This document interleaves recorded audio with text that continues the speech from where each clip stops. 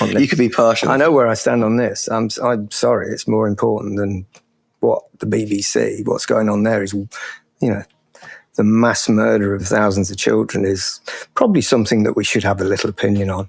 But the BBC as a whole needs to be impartial about it. Why? It needs to be factual. It needs to be impartial about a conflict, doesn't it? And it's hard. Does it have to be? It wasn't impartial about Ukraine and Russia. And you might say that Why does it have to be impartial about? I understand if it's partial about. I really wish he just paused, and just let this guy just struggle to answer the obvious why and glaring contradiction. So it's not impartial on Russia, Ukraine, but he has to be impartial when it comes to Israel, Palestine. But the truth is, it's not impartial. It refers to it as the Israel-Hamas war. To make it seem that Israel's only at war with Hamas. The military. But Hamas is at war with the whole of Israel. It's not as IDF. If, IDF Hamas. As if all of the children that have been killed have been members of Hamas. As if all the women, as if the over 200 journalists, the most recorded in any conflict on the world, they've all been Hamas. The war is only against Hamas. Well, they're very bad at this Hamas war because, mostly killed civilians. But I just love that. Like, you can't, even the greatest mind can't get themselves out of that contradiction. How come you don't have the same energy when it comes to Russia, Ukraine? Why do you think it is? I think I'd maybe start with the whole being impartial thing. I think when there's oppression, there's literally no impartiality, there's no neutrality. If you say you're neutral in a case of oppression, then you're clearly siding with the oppressor because the status quo, you're basically upholding the status quo, and the status quo basically has the oppressor and the oppressed, and you're siding with the oppressor because nothing you say is to the benefit of the oppressed. Then, him saying, we should report facts, not just being impartial about it. The BBC itself hasn't reported the facts from Gaza. Remember early October when the escalation, started? And we had Al-Shifa hospital bombed by Israel. BBC was one of the Western media outlets that ran with the whole Israeli narrative. It was actually a Hamas rocket that made a U-turn and then came back when every single indicator showed that, Hamas doesn't possess weapons that have this capability. We've also seen them report something like a bullet find its way through the skull of a 6-year-old woman. That is language. That is not factual at all. No, is it impartial? They've clearly picked a side, and it's very hypocritical for that guy to say, we should be impartial. The BBC hasn't really been impartial. And with regards to hospitals, they really went out on a limb trying to defend Israel when it came to Al-Shifa hospital, but has been completely silent on all of the other hospitals that have been a bit threatened. So I think one thing that we should do is actually reclaim the word impartial. Impartial is actually sticking to the facts. What the BBC does is not impartial. It omits things that it thinks will upset the Israel lobby in the UK and will upset the British government, which is a principal ally of Israel. And it amplifies things that are not true that Israel says about Palestine, i.e. with Al-Shifa Hospital and many, many other cases.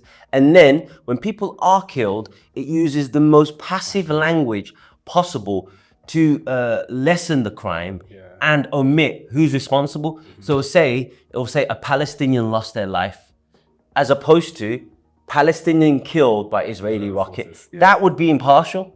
That's factual. Palestinian killed by Israeli rocket is way more impartial than a Palestinian lost their life, however else they rain it, by a randomly falling rocket from the sky. Let's call them out on their own claims.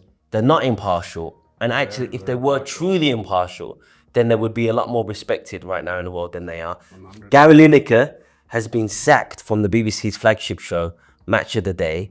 There's another BBC journalist, I forget her name, I sent it to you earlier. She left over the BBC's coverage of Gaza, although she wasn't as overt in her criticism as Gary Lineker. So, people are starting to see, and that's why more and more people are tuning in to other media outlets and social media to get their news, because they realize corporate media state-run media, especially in imperialist nations, are really only doing and reporting on things that will please their sponsors, i.e. the British state in this matter, or their corporate sponsors. Let's play the rest. Government and things in this country and everything like that.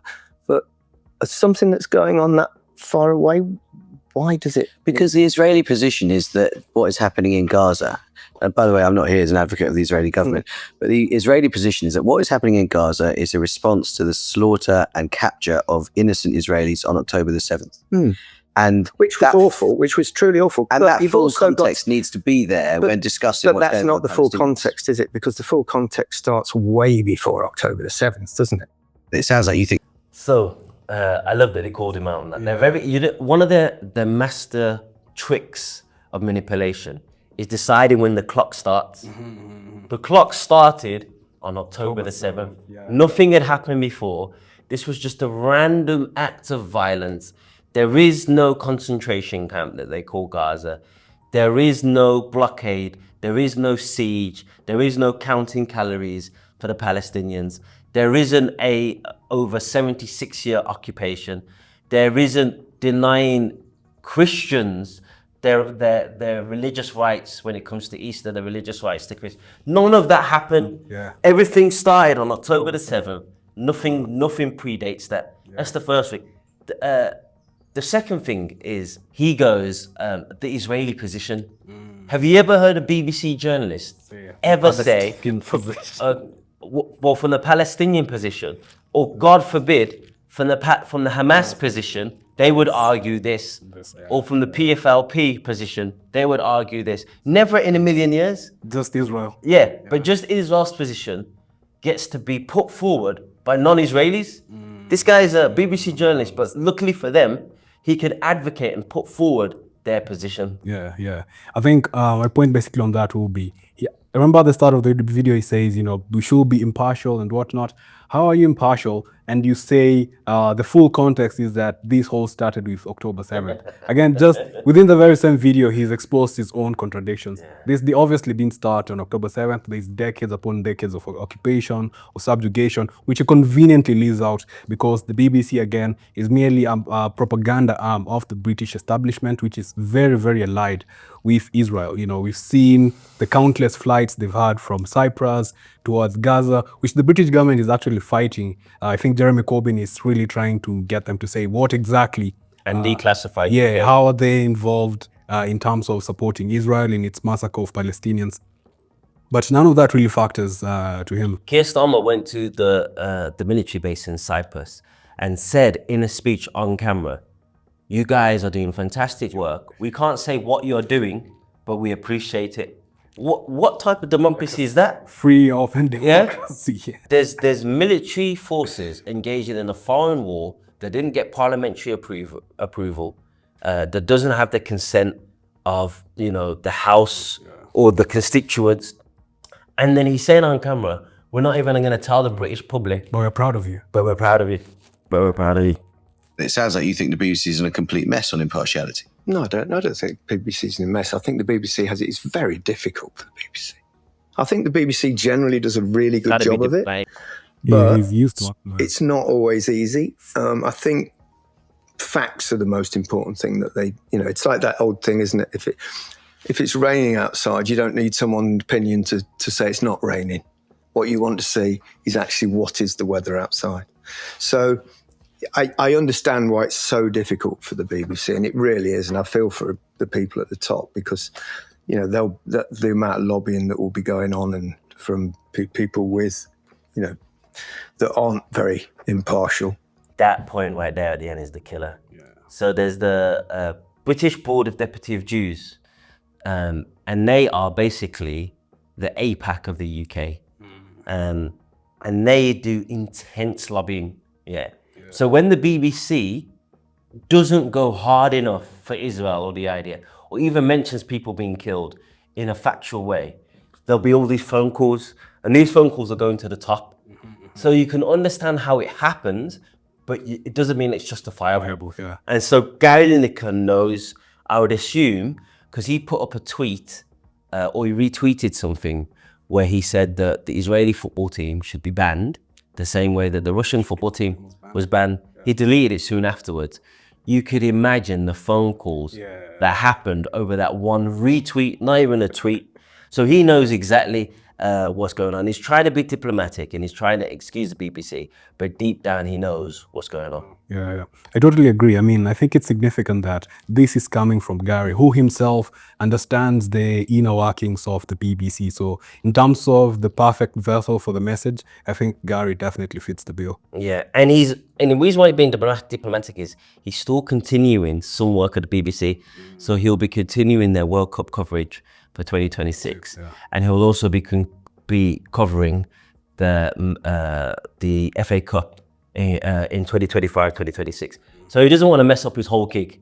Apparently, he tried to offer them to lower his wages to keep him on the flagship show, and they said no because of obviously views like this. And then something else again on top of that.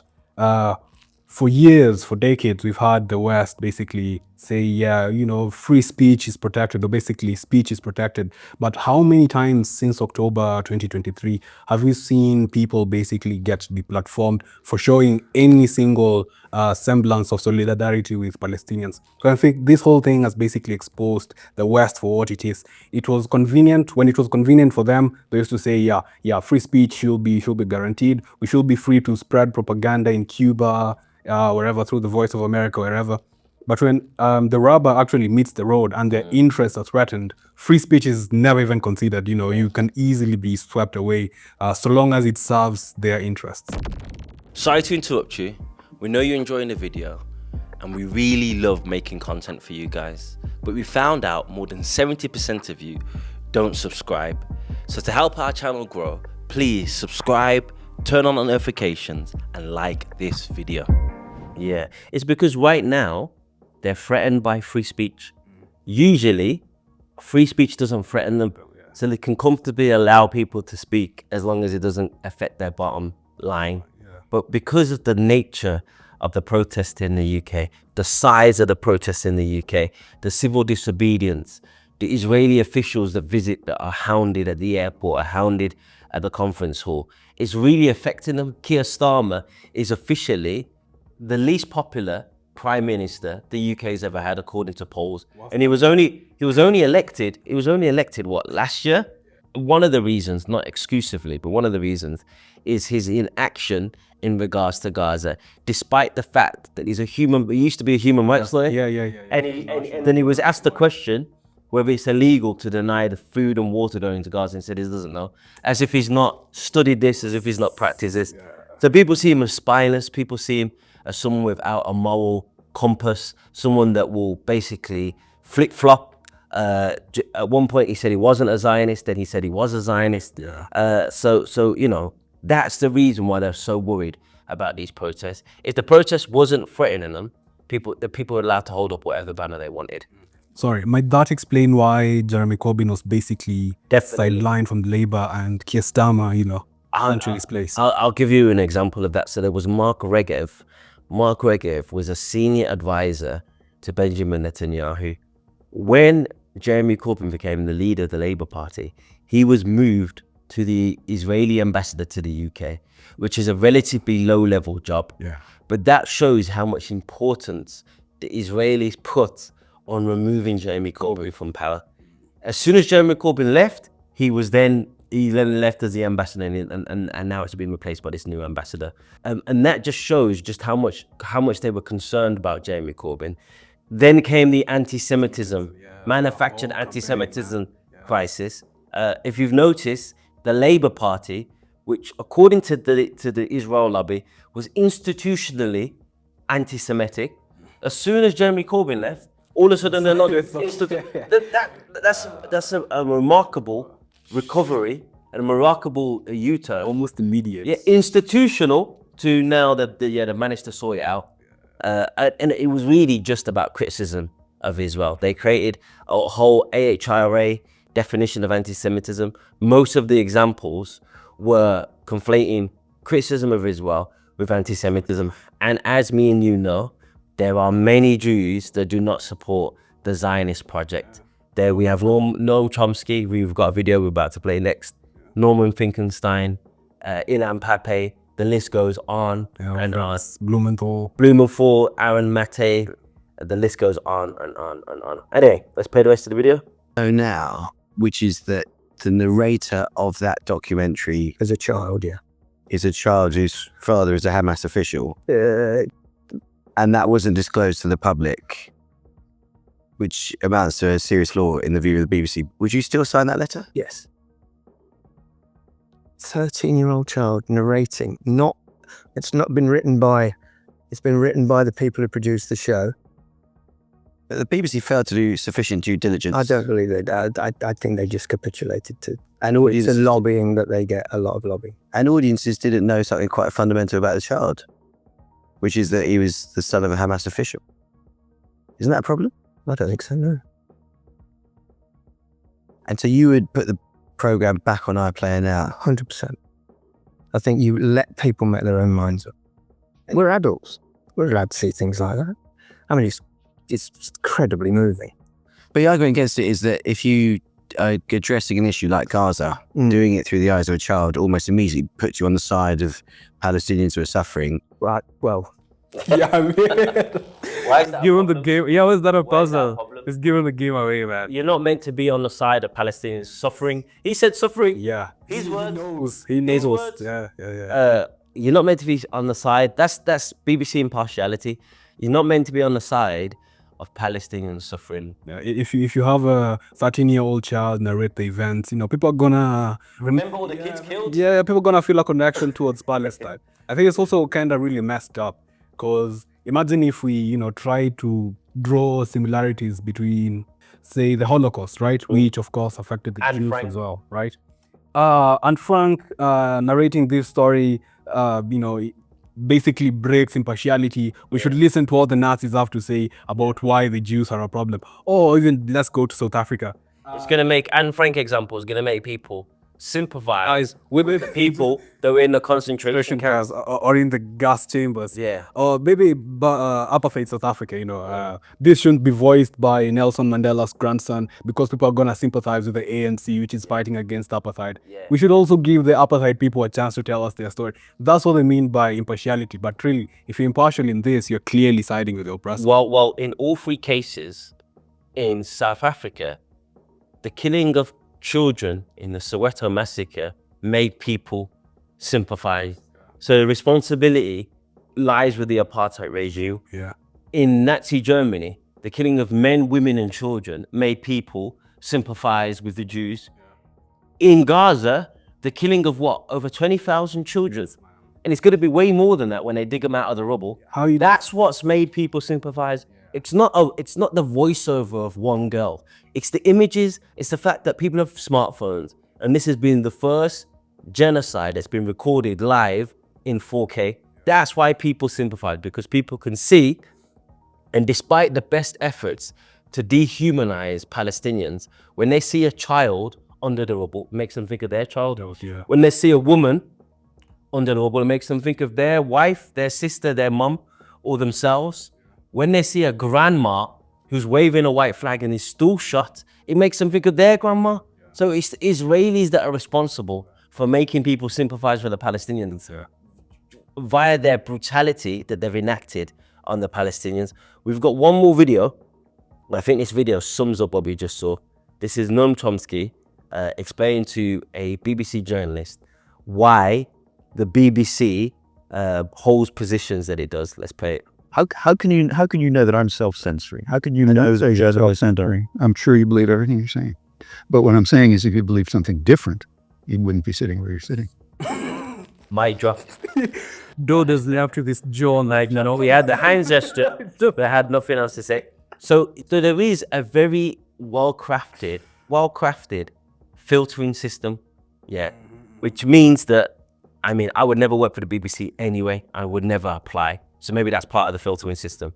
But let's say if I was that way inclined, I wanted to work for the BBC, or you wanted to work for the BBC, straight away, they go, what experience do you have? They go onto the media African stream, or this is what they report. No, this person doesn't have our politics. Yeah. Then they ask you questions in the interview. What do you think about this? What do you think about that? Questions carefully crafted to make sure that you will toe the line. And if you don't toe the line, you're never going to get a job at the BBC. And you're never going to get a job of prominence at the BBC. The irony of the last video that we just saw, Gary Lineker. Gary Lineker is a former football player. Yet he's schooling one of the BBC's highest paid journalists on how to do journalism. So it's not the cream of the crop. It's who's obedient, who's obedient, and who's going to toe the line, man. 100. I think maybe just adding on to that, drawing parallels to other institutions where, I mean, Chomsky's argument basically is that, no, the BBC doesn't tell you not to say this, but they picked you knowing this is what you believe, and there's certain things you'll say and you won't say. And now maybe just like drawing lines to maybe the IMF or the World Bank. At some point, maybe they have already, they could like pick an African face and say, you know, we've had Africans complain about the IMF, the World Bank for so long. So I've given you a face, let them handle African affairs. But the thing to understand here is that the IMF has certain principles that are very fundamental that can't be changed. And the Africans that they pick to fill these positions won't be Africans that will challenge whatever the IMF is doing. It will be Africans that think whatever the IMF is doing is exactly correct. So I 100% agree with Tom. Michael Langley.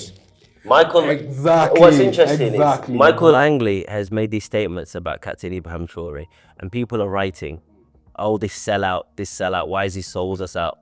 This guy is a sellout, but he would have been a sellout when he was 15 years old. Yeah. When he was being nurtured to the role that he currently occupies. This isn't something that he doesn't believe now. He's just been nurtured, picked, and you know, promoted because he has these views. Yeah. Because he has these views, and that's the fundamental. These people are not saying things that they don't believe, but if they didn't believe it, they will be in the position they're doing. Any final thoughts? Not much. I think we pretty much covered it with the Chomsky video. Perfect. Okay, until next time, I've been Ahmed Dwella. William Fakawa. Peace. We appreciate you watching the video. If you haven't, please like, subscribe, turn on notifications, and tell your people about us. Thanks for watching.